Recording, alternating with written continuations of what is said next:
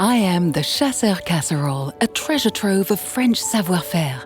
My story began in 1924 in a foundry in the Champagne-Ardenne region. My early days were filled with traditional French craftsmanship. I was created by passionate craftsmen, shaped and enamelled by hand. Robust and durable, I'm made from cast iron, a material that rises gradually in temperature and retains heat for a long time. Over the years, I've become an essential part of French-style cooking. More than just a casserole, I'm a real companion for chefs and cooking enthusiasts. I have witnessed laughter, intimate conversations, and shared moments of happiness.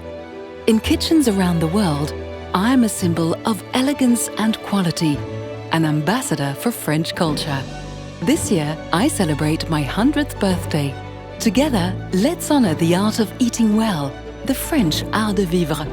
I am the Chasseur Cocotte, and my story is yours.